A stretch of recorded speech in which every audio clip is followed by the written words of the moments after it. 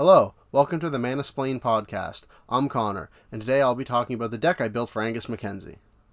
Angus Mackenzie is a 3-mana, a white, a blue, and a green, for a 2/2 legendary creature, Human Cleric, and he has an activated ability where you can pay a white, a blue, and a green, and then tap him to fog the board, which means it prevents all combat damage that would be done this turn. So when I build these decks, I don't know which commander is going to be next. I kind of leave it like a surprise for myself. So after I got done with the Shield deck, when I saw that Angus Mackenzie was going to be the next commander, I was a little upsetty spaghetti because, this guy sucks. He sucks a lot. He's not very good. And felt like I was going to have a really hard time trying to make a deck that would use his ability and make him at least viable. It got to the point where, in building the deck, I was down to 101 cards, and I couldn't figure out what card to cut, and I was considering cutting him and just making a Canadian Highlander deck, because, oh my god, why, this card is so slow and bad. So even though Angus Mackenzie isn't the best card, I think I built a pretty fun and good deck around him, so I hope you like the video. And if you like the video, don't forget to like and subscribe, and please share it with your friends. I try to post a video once a week. So this deck has 9 draw, 13 ramp, 11 removal, 3 board wipes, and 36 lands, as well as 15 theme, 5 sub-theme, 13 protection, 4 synergy, and 5 win the game cards, which is kind of a spoiler for what the deck's trying to do. So all of those card categories add together gives you 113, and that's because I have 13 cards that fit into multiple categories at the same time that I like to call crossover cards, and you'll see them multiple times throughout the video. So the protection category is filled with cards that do fog-like effects or other ways to prevent combat damage to happen to you, so you can protect the theme of the deck, which I'll get to later. These are the 5 1-mana fog effects in the deck, including the namesake card Fog, which is the term for preventing all combat damage that would be dealt this turn. Kami of False Hope and Spore Frog are creatures that you have to cast during your turn, but then you can sacrifice them during opponent's turn to negate all combat damage. Ethereal Haze is even better than the other 4, because it prevents all damage that would be dealt by creatures this turn, and that includes creatures that can deal damage outside of combat. So these are the combat deterrents that cost more than 1 mana. Moment's Peace costs 2, and then you can pay 3 mana to flash it back, so you get 2 uses out of its prevent all combat damage, which is just great value. Obscuring Haze you get to cast for free if Angus is out, which is also amazing value. And Ghostly Prison and Propaganda both make your opponents pay 2 mana per creature they want to attack you with, and if you have a Fog up, plus this ability, no one's going to attack you. It's just going to cost way too many resources, and they're just not going to deal the damage anyways. And then these are the protection spells to protect your cards and Angus. So Lightning Greaves and Swiftfoot Boots are the equipment that can protect key creatures, usually going to be equipped onto Angus. And then Sigarda and Privileged Position both give your entire board hexproof so that your opponents can't use removal spells on your stuff to help keep it around to accrue more value over time. Because this deck is super slow and you need to just win by going to Value Town. So the theme of this deck is Planeswalkers, using all of the fog effects to negate combat damage to keep my Planeswalkers around and accrue value out of them, maybe get some ultimates off with them as well, and also using them to kind of get to my alternate win conditions, which I spoiled earlier.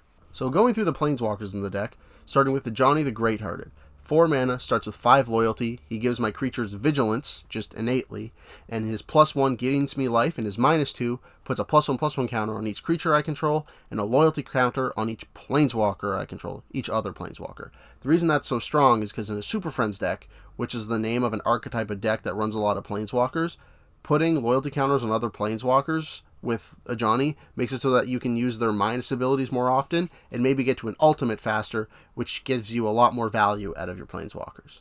The next planeswalker I have is Tameo, Collector of Tales. 4 mana for a 5 loyalty planeswalker just like a Johnny, but her innate ability makes it so that my opponent's spells and abilities cannot make me discard cards or sacrifice permanents. This is really good because giving my stuff hexproof or my commander Shroud makes it so that they can't target it with removal, but sacrifice effects could still hit them.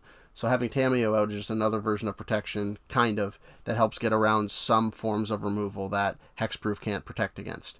Her +1 lets me choose a non-land card, and then I reveal cards from the top of my library. And then if none of the cards are the cards I chose, just by name, they go into my graveyard, which sounds kind of bad, but her -3 lets me return a card from my graveyard to my hand, which just lets me recur stuff, helps me get a lot of options into the graveyard that I can bring back and potentially use later. She's just a good value piece.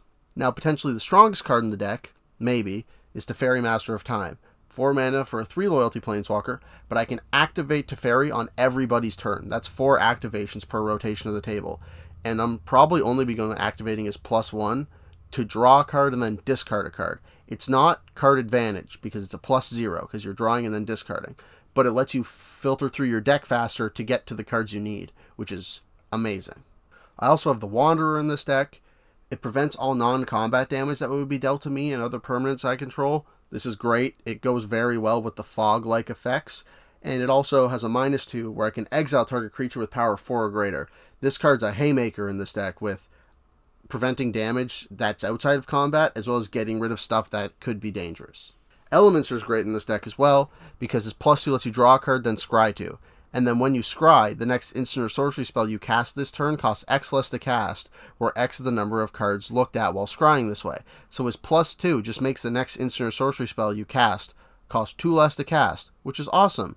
Also, his -3 lets you exile cards from the top of your library and then make tokens, which can be useful if I need blockers later on. Say Angus is gone, I don't have any fog effects in hand, I can make some flying blockers to help deal with combat, but I'm mostly just going to use them for the +2 and mana reduction effect. Next up is Freyalise, Llanowar's Fury.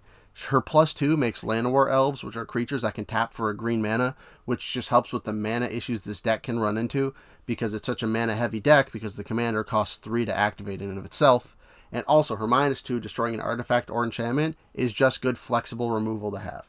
So Teferi Temporal Pilgrim gets a loyalty counter every time you draw a card, which is kind of insane. His +0 draws him a card, so it gives him the loyalty, and also helps keep your hand full, and he'll get nice and big.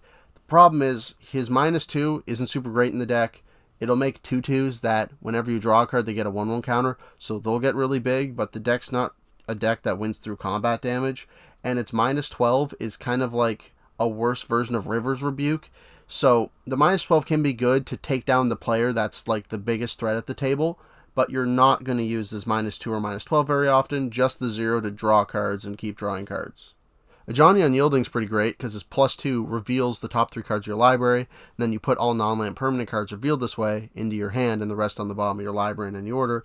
If you can hit 2 cards off this, that's amazing. That's a plus ability on a Planeswalker that just drew you 2 cards. And its -2 is exile target creature. Its controller gains life equal to its power. So it's a great removal spell because it gets around indestructible. This is just a great Planeswalker to have in the deck. Ajani Inspiring Leader isn't the best Planeswalker in this deck because his +2 gains you 2 life and puts 2 1/1 counters on up to 1 target creature. The gaining life is very good, but the 2 1/1 counters aren't really super influential in this deck. But its -3 is exile target creature. Controller gains 2 life. That's great removal on a stick. You're going to be able to activate this a bunch of times and just get rid of the big threats, which is all you need him to do. His -10, creatures you control gain flying and double strike until the end of turn. You're never going to use that. You're only going to use him for his -3 and then his +2 to get him a little higher so you can -3 him again. Dovin Architect of Law is kind of like an inverse of Ajani Inspiring Leader, with his +1 being good, gaining you 2 life and drawing you a card, and his -1 not being that great, tapping a creature, and then it doesn't untap during its controller's next untap step. Also, his -9 basically makes it so a player skips their turn with tapping all permanents they control, and then they don't get to untap them on their turn, and that's kind of just mean, and honestly, I don't think it would be very effective in this deck, so you're basically only going to +1 with Dovin. The last 2 Planeswalkers in the deck are Elspeth's Sun's Champion and Mordenkainen. Elspeth's Sun's Champion +1 makes 3 1/1 White Soldier creature tokens, which are amazing blockers. It's insane that this is on a Planeswalker. And to top it all off, her -3 is a board wipe, which is crazy. Her -7 giving you an emblem is probably not going to be used a lot in this deck, but it's there to give your creatures a nice bump and potentially block some flying stuff. Mordenkainen's fantastic. His +2 draws you 2 cards and then lets you put a card from your hand on the bottom of your library, which is great card selection, also digging 2 cards through your deck. It's fantastic. You can churn through your deck really quickly with him. His -2 makes a creature token that's power and toughness is twice the number of cards you have in hand, which is such a huge creature. The only issue is this deck doesn't beat face, so you're probably not going to activate a lot, and drawing the 2 cards is probably more value than the dog illusion, but look at the dog, it's so cute.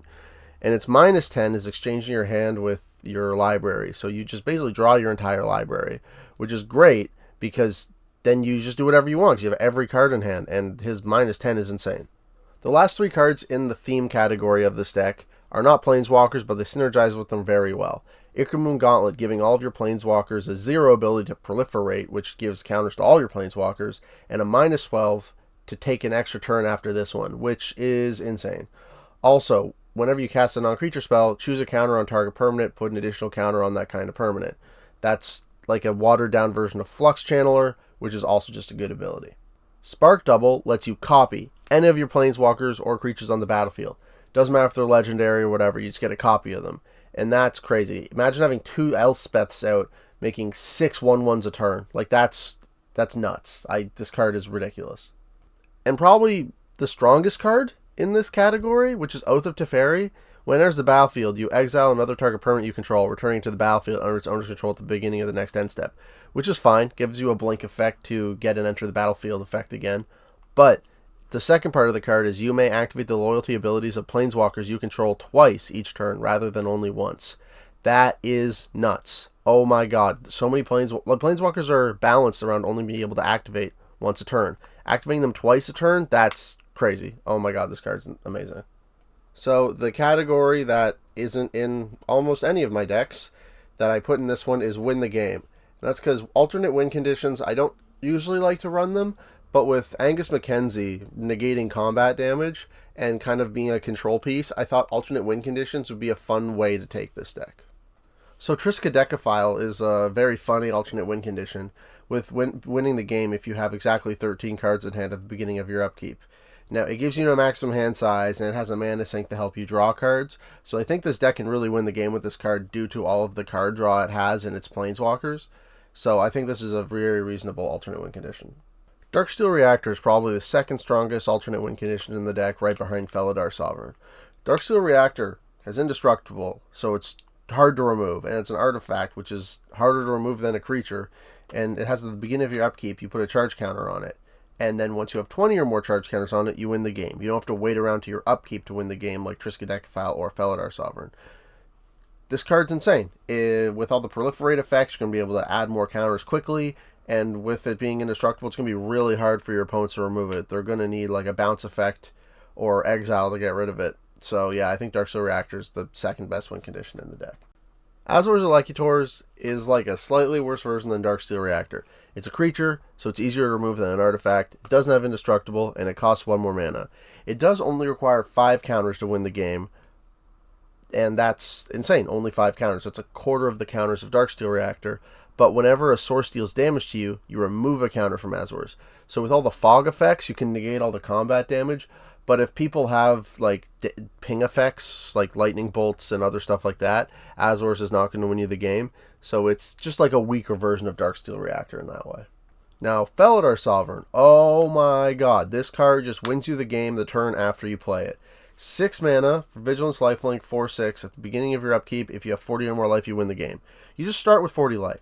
So with the amount of life gain this deck has, plus all of the fog effects and your commander stopping combat damage from getting through, unless you're playing against decks that do a ton of direct damage with instants and sorceries or creatures that deal direct damage through tapping them or other stuff like that, Felidar Sovereign is just going to win you the game the turn after you play it. And it's just like a check to see if your opponents have removal. This card's nuts. Oh my god, this card's insane. Finally, we have Approach of the Second Sun. Great alternate win condition. Tons of people have lost to it. It does cost 7 mana though, which is kind of pricey. But it puts itself 7th from the top of your library, and then you gain 7 life. And then if you cast it again, you win the game. Problem with this card is it's very telegraphed. And in a 4-player game, someone's going to have a counterspell. So this card is very vulnerable to just getting hit by a counterspell, which is unfortunate. But if no one has a counterspell, you just win the game. And yeah, with the amount of card draw this deck is going to do, this is a very reasonable alternate win condition as well. So the fog stuff is the protection, the Planeswalkers are the theme, and then the win to the game is like a separate kind of category. The actual sub-theme of this deck is everyone gets a counter, proliferation effects, and doing stuff like that so that your alternate win conditions and your Planeswalkers get counters faster. So the 5 cards in the sub-theme: Evolution Sage, Flux Channeler, Ikamoon Gauntlet's back, Pure Imaginative Rascal, and Deep Glowskate.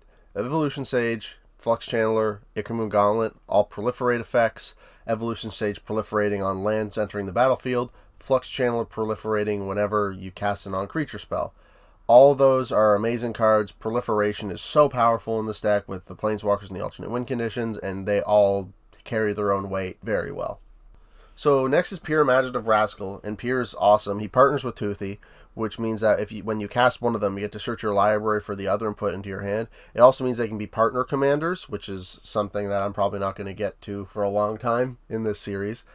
But what he does is when one or more counters will be put on a permanent your team controls, that many +1 of each of those kinds of counters are put on those permanent instead, which is all of your Planeswalkers and your alternate win conditions get an additional counter whenever a counter gets put on them, which synergizes super well with Proliferate, because all your Proliferate turns into double Proliferate, essentially, which is wild.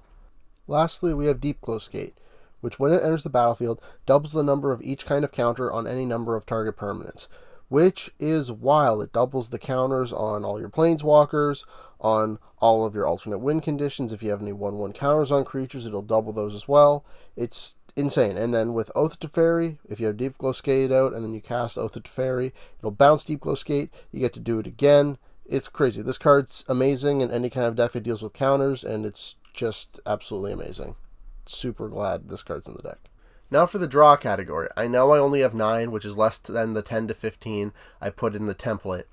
But a lot of those are Planeswalkers, which, because you can protect them with your commander or your other fog effects, they stick around for a really long time and draw you a ton of cards. So not having as many draw effects is okay because of the Planeswalkers sticking around and giving you all that value. So these are all of the Planeswalkers that just say draw a card on it. These cards are all great. They accrue so much value, and they're just... You've seen them already. They're fantastic. These two Planeswalkers don't directly say draw a card on them, but they give you card advantage. With Tamiyo, returning target card from your graveyard to your hand, and Ajani revealing cards and putting non-land permanent cards revealed this way into your hand. They're both great. They're both great card advantage, but they don't say draw a card on them, so they're slightly worse than the other Planeswalkers. Toothy is the card that pairs with Pier, so you can find the other one when you cast this one. Vice versa. And whenever you draw a card, you put a +1/+1 counter on it, and then when it leaves the battlefield, you draw a card for each +1/+1 counter on it. This thing turns into a giant threat that your opponents can't remove, because if they do, you get to draw all those cards. This card's wild. This card does crazy things. It's a great card. I love this card. Finally, for like my favorite blue card ever, Sphinx of the Second Sun. This card is amazing. I love this card. I'll sing the praises of this card all day, every day. It's a flying 6/6 for 8 mana. But since the beginning of your post-combat main phase, you get an additional beginning phase after this phase. That means after combat, you get another untap, upkeep, draw. That means you untap all your lands and your creatures, you draw a card, and then all your upkeep effects. So all of your like Darksteel Reactor, Azor's Elecutors, Felidar Sovereign, Triskaidekaphile. Like if you cast Felidar Sovereign in your main phase 1, and you have Sphinx of the Second Sun out, when you go to your main phase 2, if you have 40 life, you just win the game. Like, Sphinx of the Second Sun's wild. It's an extra turn spell. That's a 6/6 flying creature that just hits super hard. I love this card. Favorite blue card. One of my favorite cards of all time. Every blue deck should consider running this card. It is amazing. The next category is Ramp. This deck has a lot of land ramp because it has green in the deck, and lands are just better than artifacts for ramping, in my opinion. Also, you have a lot of ramp because you need to get out your big expensive Planeswalkers. Your commander costs 3 mana to activate, which is also expensive. So there's get a lot of lands out so that you can keep up with all your opponents, because this deck's a lot slower. That being said, do have these 4 artifacts in the deck because they're all fantastic. Sol Ring, one of the most powerful cards in Magic's history.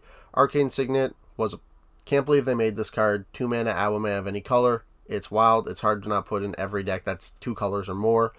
Thought Vessel and Decanter both give you no max hand size, which with all the card draw, it's a good thing to have those cards. And also because of Triskaidekaphile, you're going to want to have no max hand size, so if you end up drawing that card, you can play it and potentially have close to 13 cards. These are the land ramp spells that find you basics. Cultivate and Kodama's Reach finding you 2 basics and putting 1 onto the battlefield, with Rampant Growth finding you 1 basic. These cards are all great. It's hard to not run them. Kodama's Reach and Cultivate are basically Rampant Growth, but you get to draw an additional card. All these cards are great. These are the land ramp spells that let you find more than just basics. They let you find lands with multiple colors on them, because these will all find lands that have multiple subtypes on them. Like Nature's Lore and 3 Visits can go find a Forest Plains or a Forest Island, which is super useful. Into the North can go find any of the snow duels I have in this deck, which are also great. That lets you find any colors you need. And then Farseek lets you find a Plains, Island, Swamp, or Mountain. So you can find a Plains Forest, a Plains Island, or an Island Forest to help you fix your colors. All these cards are great, and if I have a green deck with 2 colors extra in it, I always run all of these cards because they just let you color fix so well. Last 2 cards I have in the RAM package are Kiora's Follower and Freyalise Llanowar's Fury. Kiora's Follower lets you untap another target permanent. I have the bounce lands in the deck that tap for 2 mana, so Kiora's Follower lets you get ahead on mana with those. Also, Kiora's Follower can untap your commander if you want to use it twice per rotation. That'll be very expensive, but you can still do that. And then Freyalise Llanowar's Fury makes Llanowar Elves, which are creatures that tap for 1 mana. Just 2 more good ramp cards to have in the deck. Next category is removal. With being in Bant, you have access to some pretty good removal cards, as well as some Planeswalkers with very good removal stapled onto them. These are all the 1 mana removal spells in the deck. Swords of Plowshares, exiling a creature, and then its controller gaining life equal to its power. Path to Exile, exiling a creature like Swords, but your opponent gets to search your library for a basic land, which is worse than Swords in my opinion. Rapid Hybridization and Pongify are both basically the same card, destroying a creature, and then your opponent gets a 3/3 creature token. All these cards are amazing, and you can destroy commanders or exile commanders for 1 mana with these cards, which is just bonkers. These are all of the 3 mana destroy permanent spells. Beast Within a Generous Gift, giving your opponent a 3/3 and destroying a permanent, which means you can hit lands with them in the niche case that you need to do that. With Stroke of Midnight, only hitting non-land permanents and giving your opponent a 1/1. All these cards are great, and I think they're just some of the best removal spells in the game. You've already seen all these Planeswalkers from the early category, but these are the Planeswalkers that have removal on them, and again, these Planeswalkers are fantastic. So for the board wipe category, I had to pick board wipes that could work around what I was trying to do, board wipes that wouldn't hit my Planeswalkers, destroy my commander, or destroy all of my alternate win conditions. So the board wipes I decided to add to the deck are Austere Command, Elspeth Sun's Champion, and Farewell. Austere Command and Farewell are modal board wipes, so I get to choose what I want to remove and what I want to keep, so that I don't hit any of my important pieces like my commander or my alternate win conditions, while Elspeth Sun's Champion, her -3 doesn't hit any of my creatures. It might hit 1 or 2, but it won't hit most of them. The next category is lands. I'm not going to show all 36 lands because that'd be asinine, but I'm just going to show each category of land as well as some interesting lands in the deck. So Arctic Treeline represents the snow duels. I have all 3 in the deck, the whole cycle. Azorius Chancery, I have all the bounce lands in the deck. Idyllic Beachfront are just the tapped typed duels. I have all of them in the deck. And then Krosan Verge is just the best version of all the fetch lands I have in the deck, with Krosan Verge finding you a forest and a plains. So amazing. I also have like Evolving Wilds, Terramorphic Expanse, and Fabled Passage in the deck as well to help you fetch, which are great. Interplanetary Beacon, giving you a life whenever you cast a Planeswalker, and helping you color fix for your Planeswalkers, which is fantastic. Nesting Grounds is a land that lets you move counters around, which is awesome if you want to move counters from one Planeswalker to another, to maybe if you want to get to an alt quicker, or you just want them to be bigger so that you can activate their -2 or -3 more often. Karn's Bastion, having Proliferate on a land is amazing. Just 5 mana Proliferate, and it's on a land, so it's super protected, is awesome. And then Blast Zone is a board wipe attached to a land that, because of all the Proliferate and extra counter stuff I'm doing, you can manipulate how many counters are on this thing without having to dump a lot of mana into it. So these are like the last 5 cards of the deck when I was trimming the deck down. When I got to 105 cards and I needed to really cut cards, these are the last cards I was able to cut from the deck. Kelpie Guide and Kiora Behemoth Beckoner, both being untap abilities, work great, but the problem is 3 mana to untap something. I'd rather use Kiora's Follower because that's a 2 mana untap, and if you're going to untap your commander, you don't have to be spending that kind of mana. So yeah, these cards are just too slow in my opinion versus something like Kiora's Follower.